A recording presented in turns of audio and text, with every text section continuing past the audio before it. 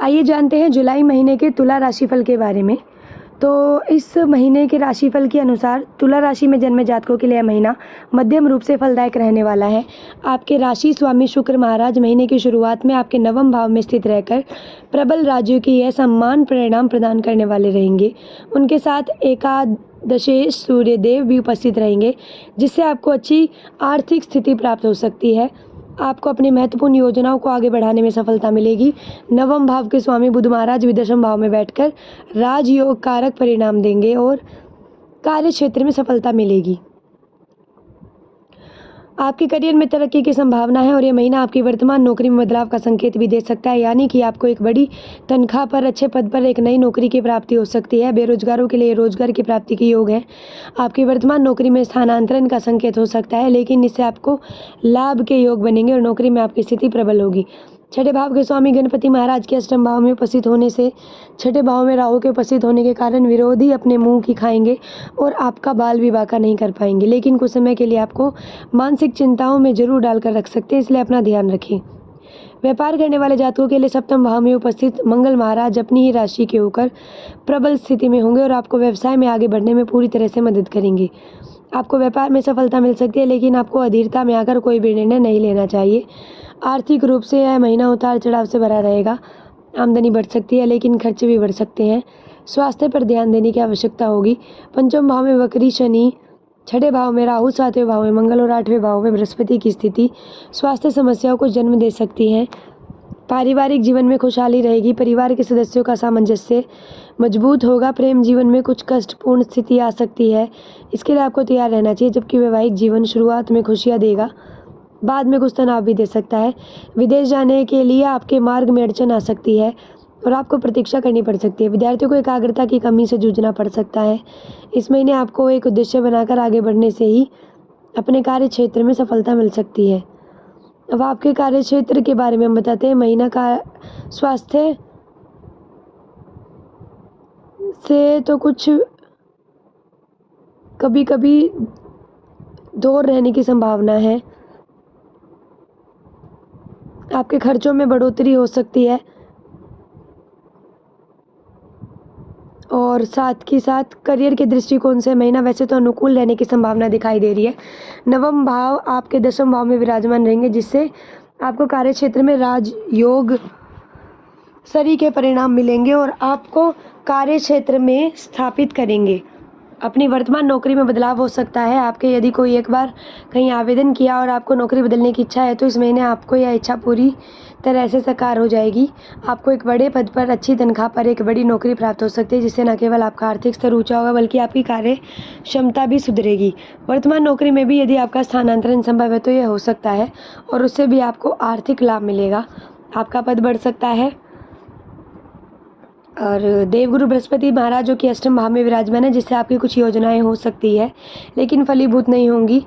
छठे भाव में बैठे राहु महाराज आपकी विरोधियों से रक्षा करेंगे। हालांकि कुछ विरोधी जन्म लेंगे और आप उन्हें देखकर परेशान भी होंगे, इससे आपका मानसिक तनाव भी बढ़ेगा, लेकिन आपको इन सब बातों पर ध्यान देने की आवश्यकता नहीं है।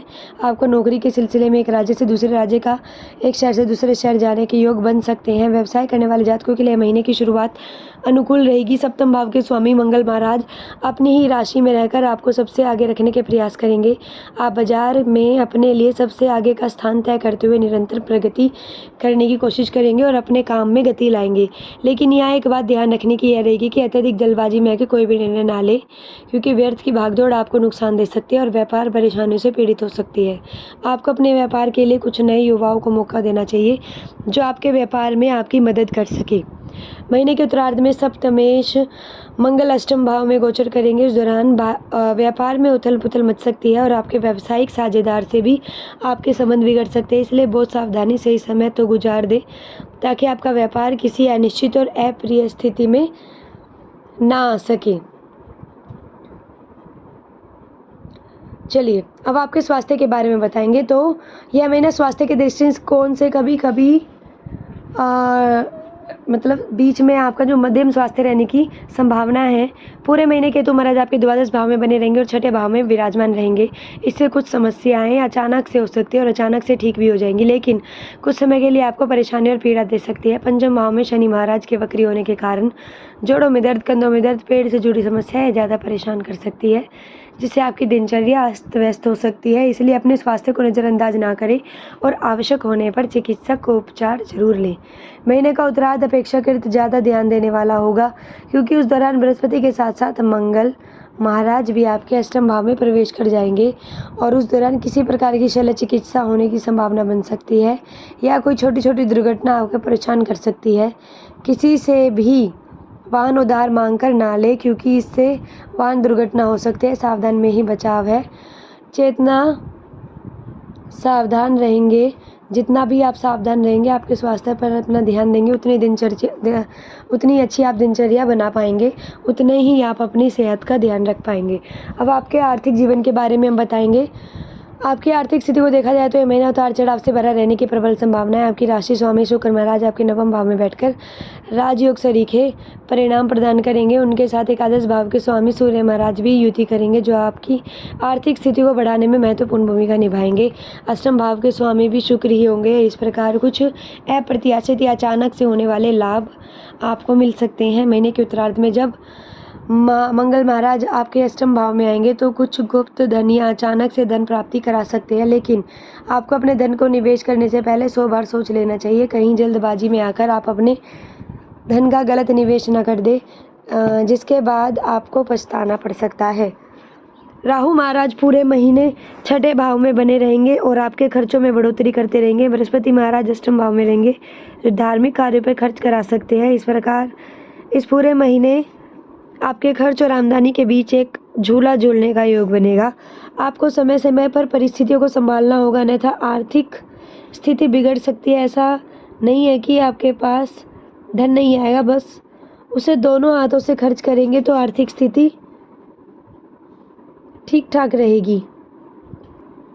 आइए अब आपके प्रेम व वैवाहिक जीवन के बारे में बताते हैं। यदि आपके प्रेम संबंध की बात की जाए तो यह महीना चुनौतीपूर्ण रहने वाला है। पंचम भाव के स्वामी शनि महाराज अपनी राशि में रहकर प्रबल तो होंगे, लेकिन वक्री अवस्था में भी होंगे, जिससे आपको मनचाहे परिणाम प्राप्त नहीं होंगे। आप और आपके प्रियतम के बीच में रस्साकसी की स्थिति बनेगी। मानसिक तनाव और विचारों का ताना बाना इस प्रकार से बना जाएगा कि आप उसमें उलझा हुआ महसूस करेंगे और आपके प्रेम जीवन में इस कारण से निराशा और निरस्ता का माहौल आ सकता है। इससे आपके प्रेम जीवन में कुछ कठिनाई के समय की आहट भी हो सकती है। आपको जितनी जल्दी हो सके एक दूसरे पर भरोसा जताते हुए एक दूसरे को समझना चाहिए। इसी से इन समस्याओं से बचा जा सकता है, अन्यथा आप अपने रिश्ते को संभाल पाने में कामयाब नहीं होंगे और आपका रिश्ता भी बिखर सकता है। वास्तव में कठिन समय ही किसी रिश्ते को परखने का सही समय होता है। इस दौरान आपको कुछ कठिन अनुभव और कुछ कठोर निर्णय लेने का मौका मिलेगा। आशा है कि आप सही समय पर सही निर्णय लेंगे। वैवाहिक जातकों की बात करें तो सप्तम भाव के स्वामी मंगल महाराज सप्तम भाव में विराजमान रहकर आपके वैवाहिक जीवन की रक्षा करेंगे। जीवन साथी का भरपूर सहयोग आपको मिलेगा।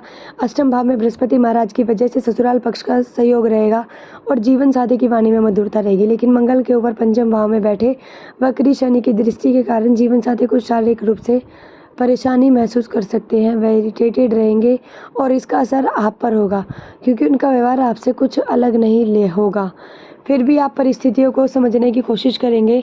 महीने के उत्तरार्ध में मंगल महाराज आपके अष्टम भाव में गोचर कर जाएंगे। उस दौरान ससुराल पक्ष से कहासुनी ना हो और जीवन साथी किसी बात की वजह से घर में अशांति ना हो पाए, इस बात को ध्यान रखना होगा। इस महीने को शांतिपूर्ण ढंग से बिताना सबसे ज़्यादा आप पर निर्भर होगा। आपको जल्दबाजी में अपना आपा नहीं खोना है और अपने रिश्ते को बचाए रखने की कोशिश करनी है, ताकि आपसी संबंध भी सही बने रहे और आप अच्छे वैवाहिक जीवन में बंधे रहे।